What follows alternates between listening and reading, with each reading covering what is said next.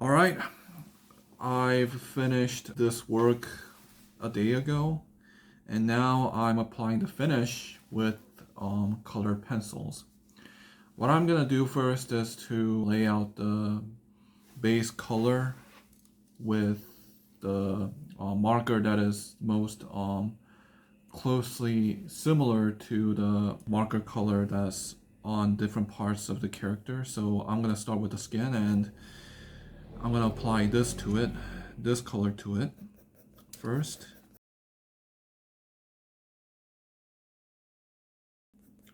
Make sure that you use the colored pencil strokes on the spot that seems to have the most highlight in the drawing, not in places where there's shadows on this guy's face.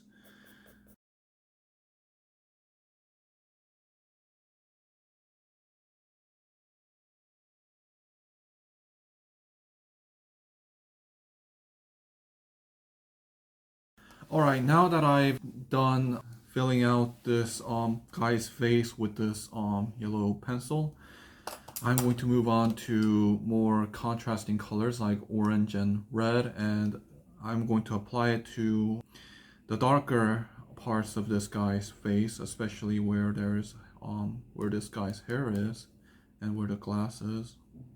I'm going to apply these two colors, and once I'm finished with this, I'm going to apply this color, which is very contrasting to this guy's face, but I'm going to use this very sparingly, so let's get to work.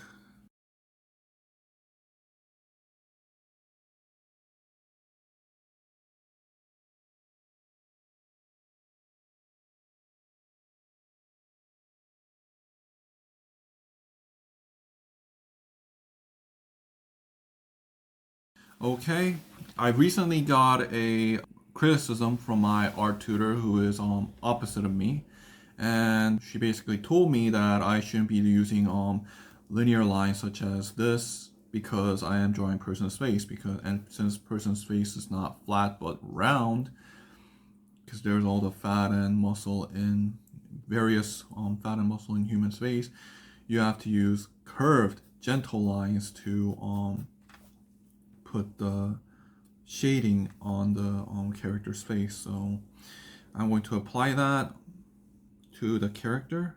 This time I'm using orange. Do it softly, like when I, for example, shave. You don't want to go too hard with the razor because then you get razor burn.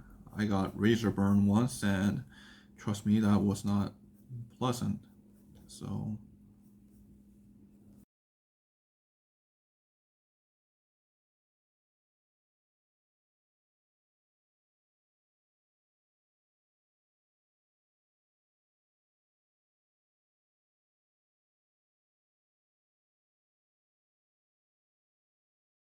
now I'm pretty much done with this guy's face, and I'll say that you have to start with the light color first, with if you are intending to add finishes like colored pencil on top of touch feel marker painted characters. So you first put the light color as much as possible to where there is most highlight, and even if there's not much highlight in some areas, you apply this anyway.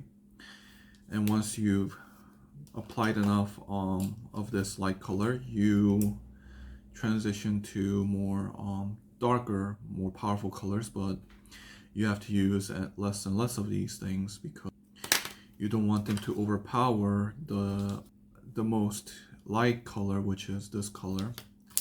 And so you go from yellow, then to orange, and then to red.